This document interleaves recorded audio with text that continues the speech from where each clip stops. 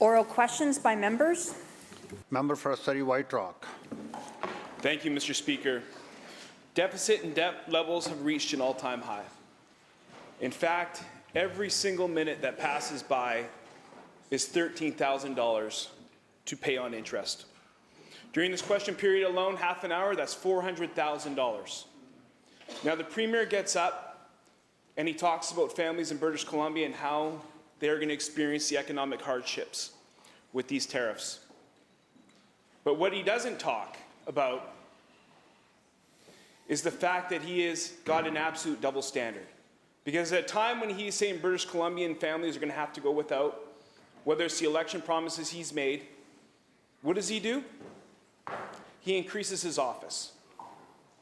So, on one hand, we are telling Surrey School District they are going to have to cut buses for children with disabilities. Okay? They are going to have to cut and close learning centers.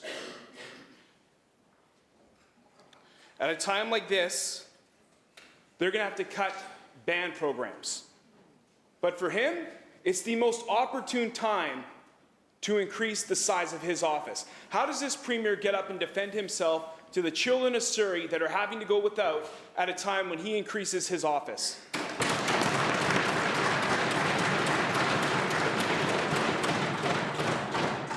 Mr. Premier. Thank you.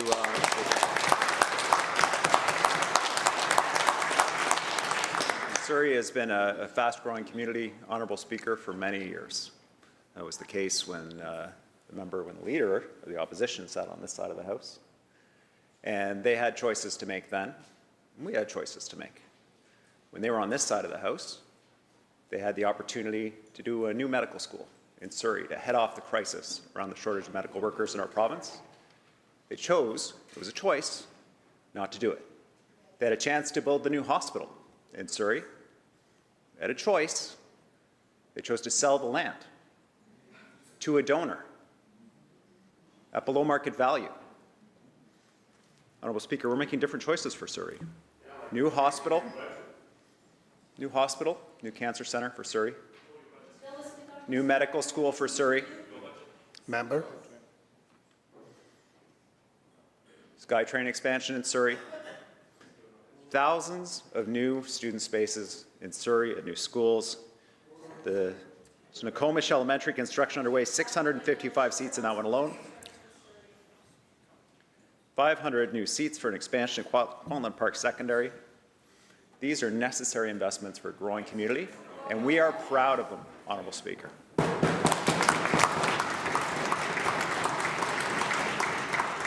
Surrey White Rock supplemental. Thank you, Mr. Speaker. And the irony of that answer is that there seems to be a shortage of NDP MLAs from Surrey to applaud that. And I think we saw that tenfold in October. And listen, the Premier gets up and he talks about choices. And he's right, the choices that he's making.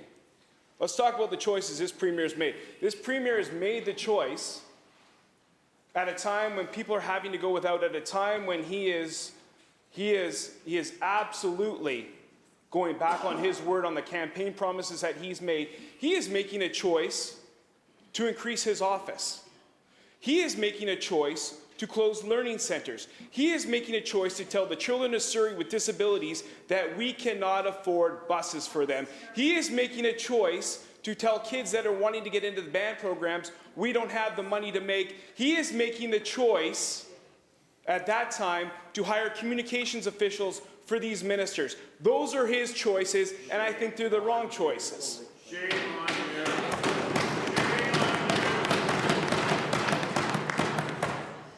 So again, the Premier has maxed out the government credit card here, but he finds it the opportune time to cut from the Ministry of Environment and to increase the Premier's office. How does the Premier justify these decisions to increase his office when he is telling British Columbians that they need to tighten up their own budgets?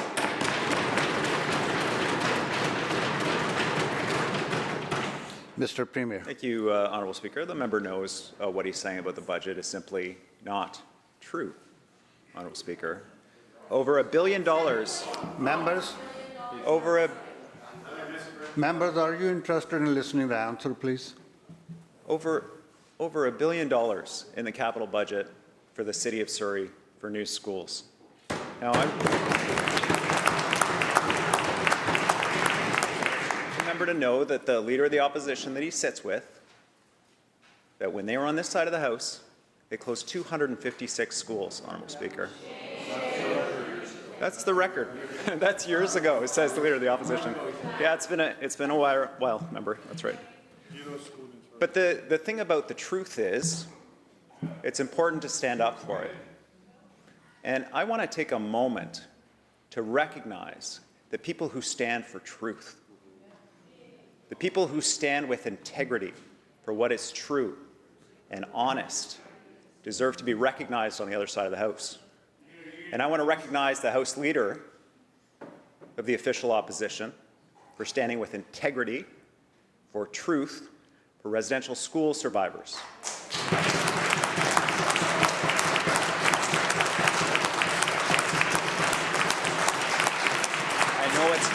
I know it's not easy, and she's doing, am I going to politicize this?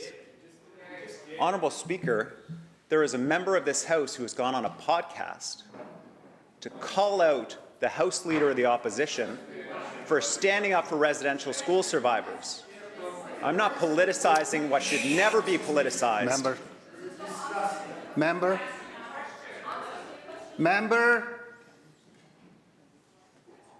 There have been some Please despicable conclude. things that have happened, Honourable Speaker. They deserve to be called out, and the House Leader is right to do so.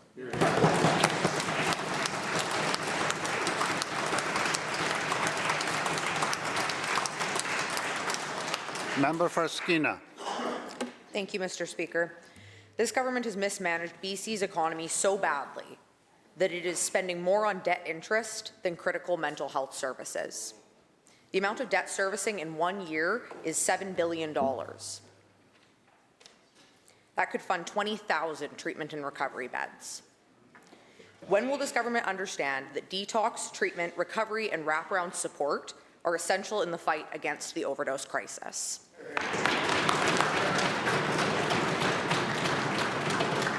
Minister of Health.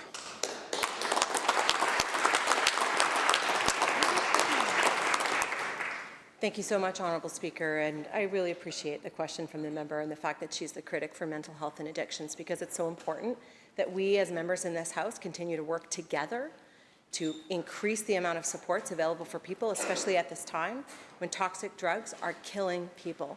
Mr. Speaker, it's incumbent on us to do everything we can, and that's why this government has prioritized and will continue to prioritize expanding the continuum of mental health, substance use supports.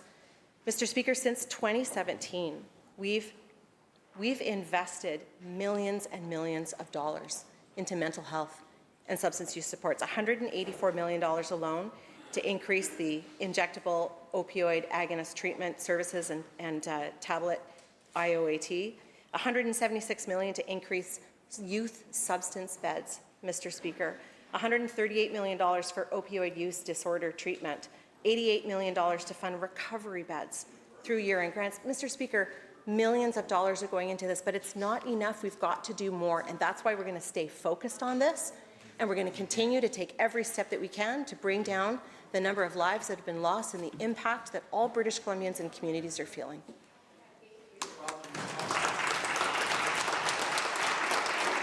Member for Skeena supplemental. Thank you, Mr. Speaker. Respectfully, we still don't have any new beds getting built this year, though, and that's what we need. For $7 billion in debt servicing, this government could instead fund enough treatment and recovery beds to begin healing British Columbians suffering from mental health disorders and addictions. This government clearly doesn't believe in treatment because they couldn't even follow through on their campaign promise to fund a second Redfish Healing Centre. How can this Premier look British Columbians in the eye and say he cares about the lives of people who are dying every day and not commit to a real recovery plan for BC? We need beds built.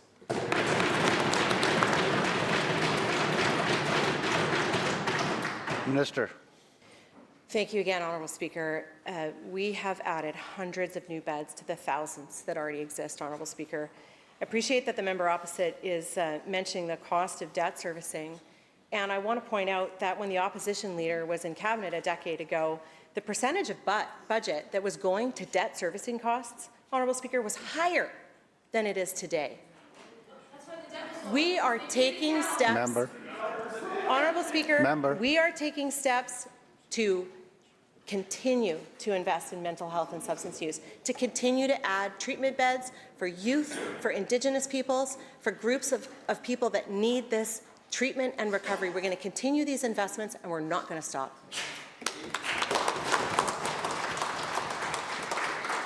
House Leader of the Third Party. Thank you, Mr. Speaker.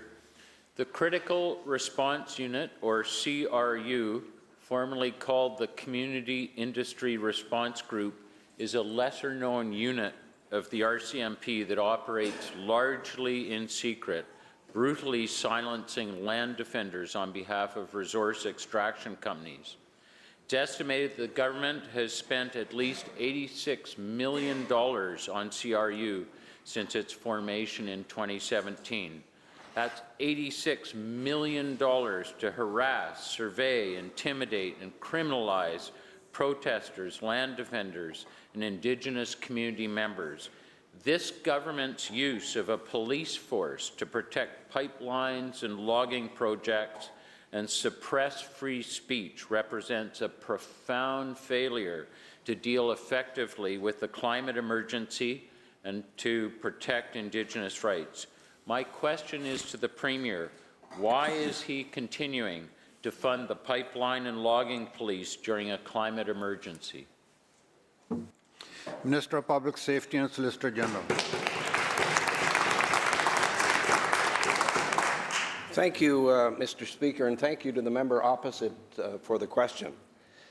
The characterization of the CRU unit by the member opposite misleads the true intent of the group. It is designed by police, for police, to deal with the issues that surround the pipeline in northern British Columbia. Any characterization that they're anything different is wrong. They do things as they've always done things, with fairness to all involved. Member supplemental. This year's budget forecasts natural gas royalties nearly doubling over the next 2 years. Yet numerous reports have warned that BC's nascent LNG industry carries significant economic risks for private and public sector proponents. BC's LNG industry will ramp up just as global LNG production is expected to plateau, making it a late entrant to a market dominated by established incumbents with better opportunities for economies of scale. It's a risky time to double down on further natural gas and LNG expansion, as long-term fiscal revenue streams are far from guaranteed. My question is to the Premier. Why does his government continue to invest in fracking and LNG when the economic forecasts paint a very uncertain future? Minister of Energy. Well, thank you very much, Honourable Speaker. Thanks to the member for his question.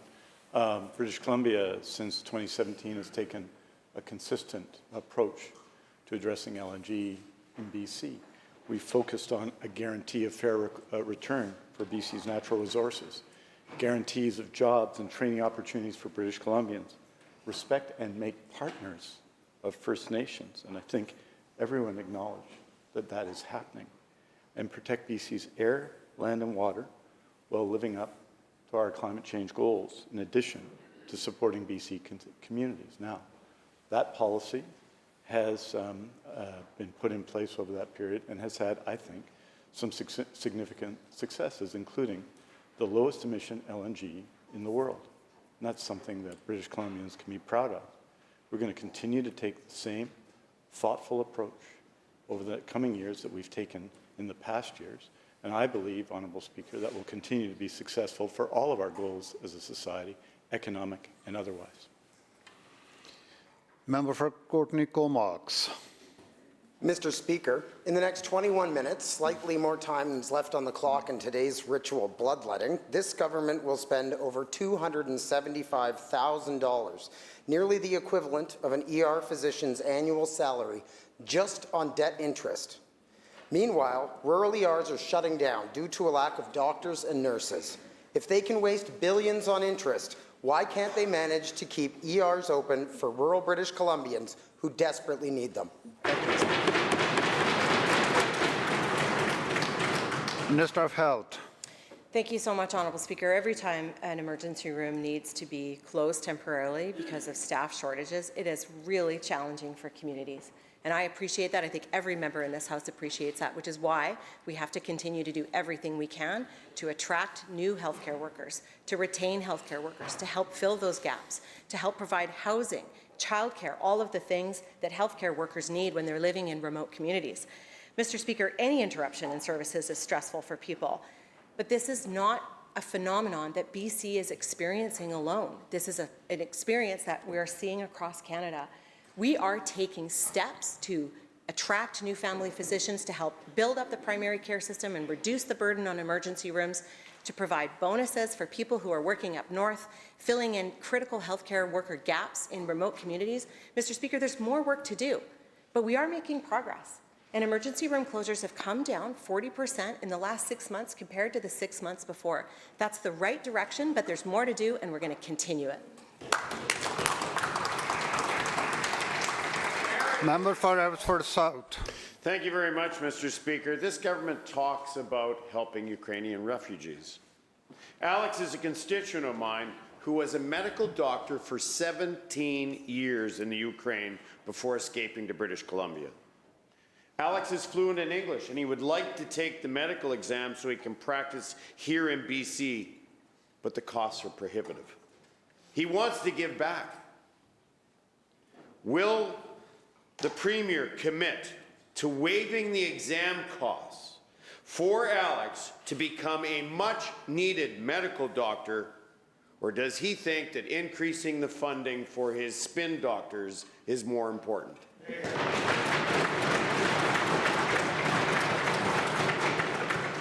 Premier. Thank you, Honourable Speaker. I would love for Alex to be a doctor in BC, and I'm happy to work with the member to see whatever we can do to get him off the sidelines and into our hospitals. And I think the member's context of this being an individual from Ukraine, and I want to thank the member for standing up for one Ukrainian, but I hope that the members on the other side of the House stand up for all Ukrainians. Yesterday, we had an abhorrent moment in this House where the member for Surrey Panorama mistook a traitor and a man who attacked President. Member. It's a simple question, Mr. Speaker. Question has been already asked. Member, question was asked very clearly. A man who called President Zelensky, Yes. quote, Premier the is freaking giving the Ukrainian answer. grifter, unquote.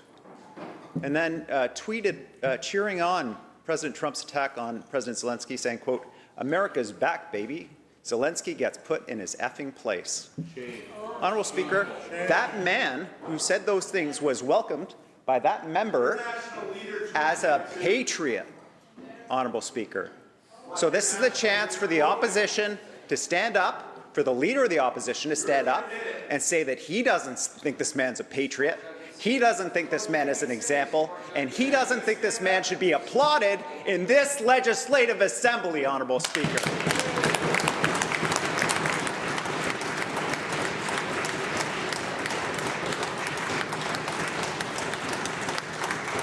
Member for Abbotsford Mission. Mr. Speaker, this government has mismanaged BC's business, resources, tax dollars of hard-working British Columbians. This health ministry has been sending cancer patients to the United States for treatment. That's $35 million spent on U.S. healthcare.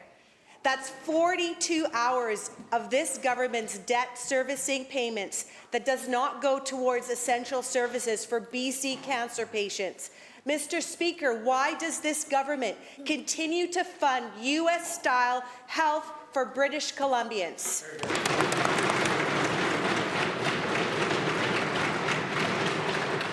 Minister of Health. Thank you, Honourable Speaker. Thank you to the member for the question. I mean, we're taking incredible action to improve cancer care here in British Columbia, but people shouldn't have to wait. And that's why we made this option available for people, taking action now so that people can get the cancer care that they need while we build out our cancer care system here in British Columbia. Mr. Speaker, it's always known, everybody's known, this was meant to be a temporary and exceptional measure to be able to allow people to access that care in the U.S., Mr. Speaker. But our focus has remained on building out here. And Mr. Speaker, it is working. We have steadily improved access to radiation therapy here in British Columbia. We've recruited more oncologists, more radiation therapists. We're investing in projects to deliver radiation therapy. And Mr. Speaker, almost 90% of the patients who are starting radiation treatment are doing so within 4 weeks. And that's an 11% improvement over the past year. We're going to continue this work. We don't want patients to have to go to Bellingham, but we're not going to deny them the care that they need.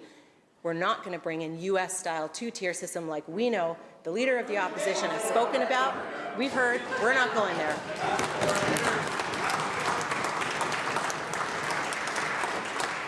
Member for West Vancouver, Capilano. Thank you, Mr. Speaker. This incompetent government has mismanaged this economy so badly. Instead of spending $18 billion on debt servicing, we could have doubled the budget for the Ministry of Education and Childcare to hire more teachers, EAs, counselors, psychologists. School boards are struggling with finite resources, deferred maintenance costs, and mushrooming portables. They grow overnight. Mr. Speaker, why are our children paying the price for this government's fiscal mismanagement disaster?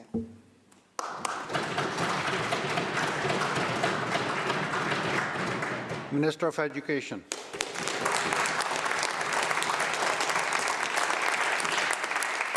Thank you, Honourable Speaker, and I want to thank the member for the question because all of us here in this House want to make sure that our kids have all the tools and support they need to thrive in schools. Our government has been investing in education since the beginning. The very first thing we did when we formed government was put an extra $1 billion into the education system.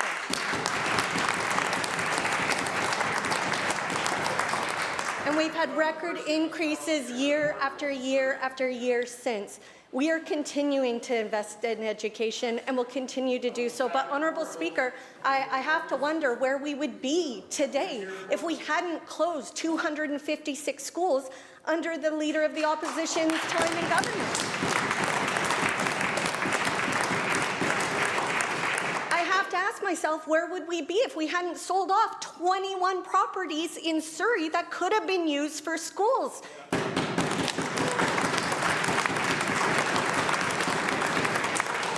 This budget puts an additional $371 million in education to continue our investments into teachers, into education assistants, into the supports that kids need, because we value education.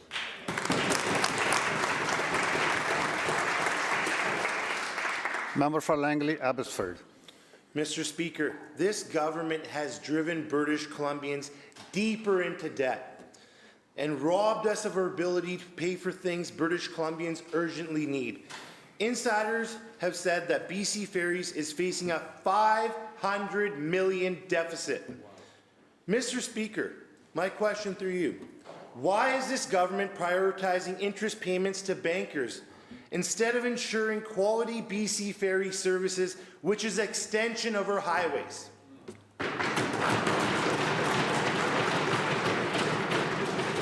Minister of Transportation.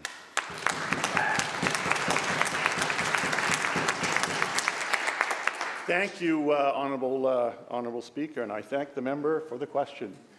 This government is spending more than $15 billion on capital infrastructure to improve our transportation systems in our province over the next 3 years, Honourable Speaker. This government has worked to ensure that BC Ferries has the most affordable rates by providing $500 million to assist them in terms of keeping ferry rates low for individuals, Honourable Speaker.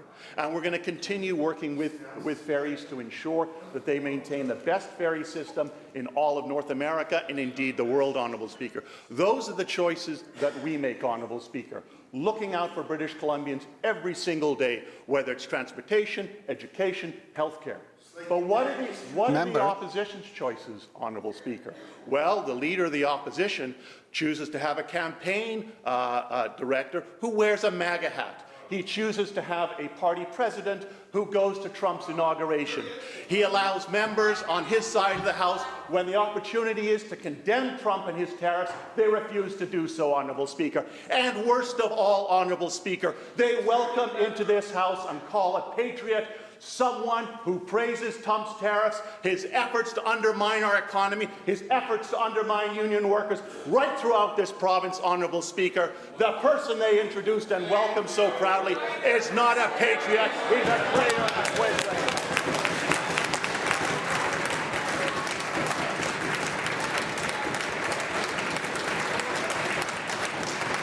Thank you. Member for West... Member. Ask a supplemental. I dare you. Member, Minister, both sides, come to order. Member for West Kelowna Peachland. Thank you, Mr. Speaker. This government has mismanaged the economy so badly. Debt interest payments are so high, it could have paid the salaries of 60,000 RCMP officers. That's 3 times the size of the entire RCMP force currently posted across Canada. Why did this Premier prioritize growing the debt instead of funding the police?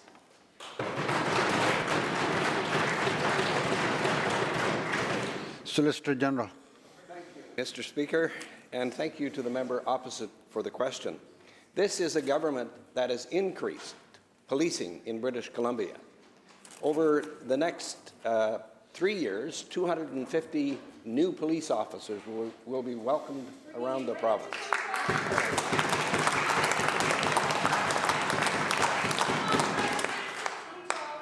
What we've been doing is concentrating on increasing the policing in British Columbia, and we will proudly continue to do so.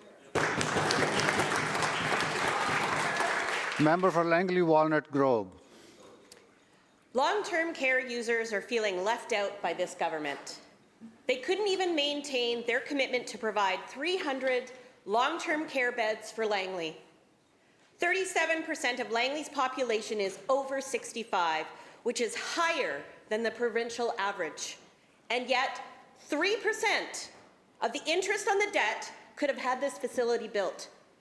Why are BC seniors so frequently left behind by this government?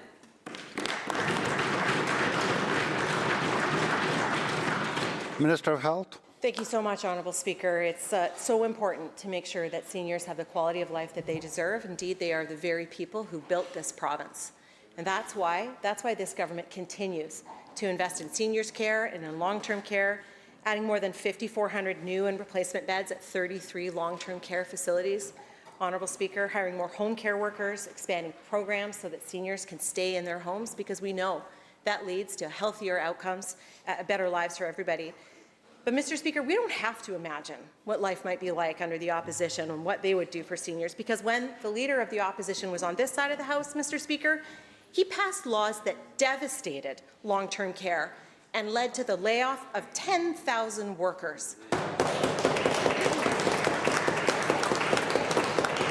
Mr. Speaker, he left 9 out of 10 care homes not meeting government standards. Mr. Speaker, we're taking a different approach. We're investing in seniors.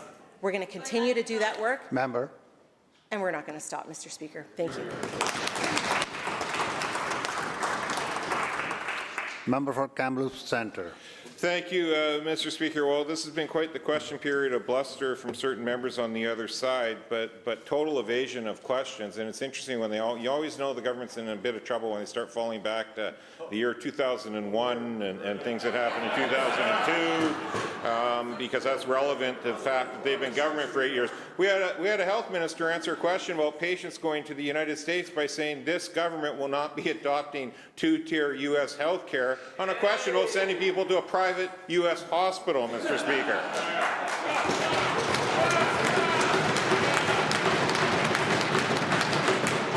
You have the transportation minister touting their $15 billion in capital spending in this budget, I'd point out that the projects in the capital budget for this government are currently $15 billion over budget. Of course they needed to add $15 billion to the budget.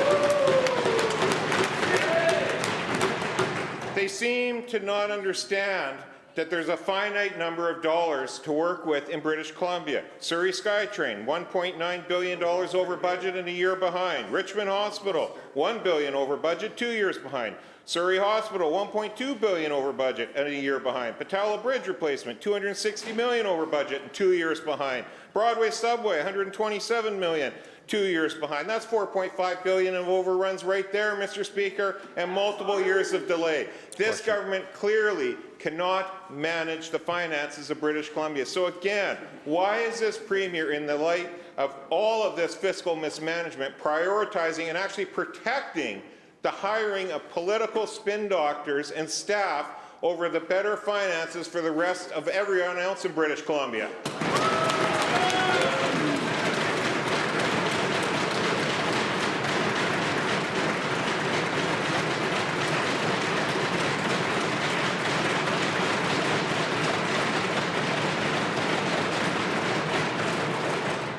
Members, these desks cost lots of money.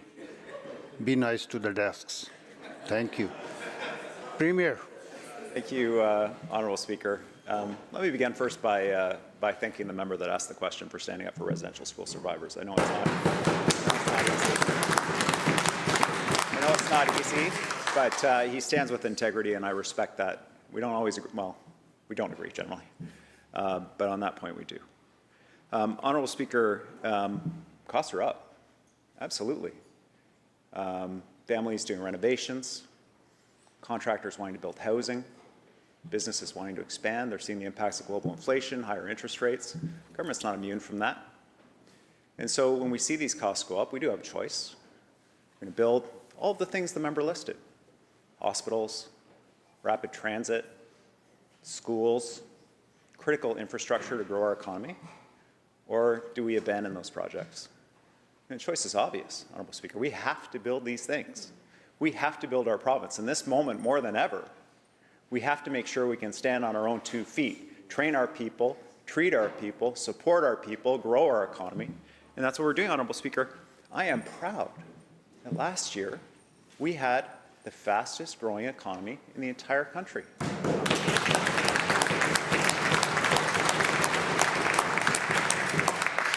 And I'm proud of the 10,300 jobs that the private sector added just in January, Honourable Speaker. But we are on the abyss of the gravest economic threat this country has faced in generations. And we are going to support British Columbians. We have the second lowest debt to GDP ratio in the entire country. We have the space to do it, Honourable Speaker. We have the people. We have the geographic positioning. We have the resources, Honourable Speaker, and we have the government that is unquestioningly supporting British Columbians and Canadians every step of the way. We don't mistake racism for the truth, and we don't mistake traitors for patriots, Honourable Speaker.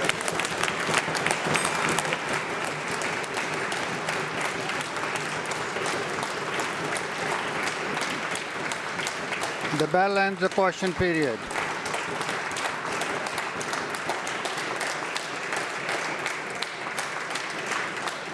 Thank you, members. The bell has ended the question period.